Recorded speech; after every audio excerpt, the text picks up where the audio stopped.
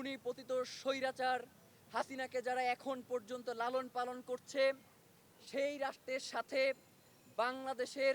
সুসম্পর্ক থাকবার আর কোনো কারণ হতে পারে না। মঞ্চের পক্ষ থেকে আপনাদেরকে জানাতে চাই, যদি সত্যি সত্যি ভারতে এই খুনি পালিয়ে থাকে, তাহলে যেন অতি দ্রুত বাংলাদেশ সরকারের পক্ষ থেকে ভারতকে আহ্বান জানানো হয়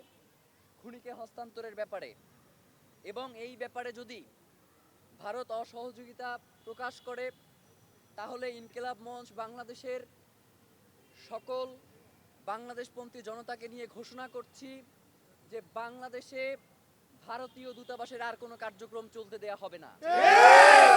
যেই রাষ্ট্র বাংলাদেশের স্বাধীনতা সার্বভৌমত্বকে বিনষ্ট করে দিতে চায়,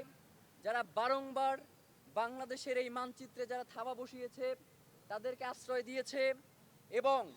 এই খুনি পতিত স্বৈরাচার হাসিনাকে যারা এখন পর্যন্ত লালন পালন করছে, সেই রাষ্ট্রের সাথে বাংলাদেশের সুসম্পর্ক থাকবার আর কোনো কারণ হতে পারে না। আমরা বাংলাদেশের জনগণ হিসেবে আপনাদের মাধ্যমে বহির্বিশ্বের যারা আছেন তাদেরকে একটা বার্তা দিতে চাই যে আপনারা অতি দ্রুত বাংলাদেশের স্বাধীনতা সার্বভৌমত্বের ব্যাপারে যে আশঙ্কা দেখা দিয়েছে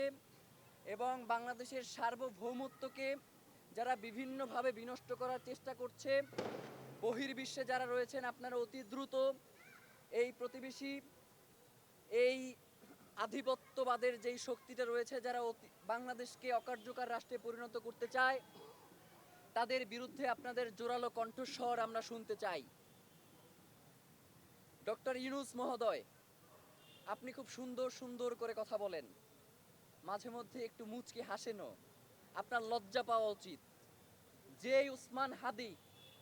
আপনার এই অন্তর্বর্তীকালীন সরকার, তিনি তো আসলে কোনো রাজনৈতিক দল এবং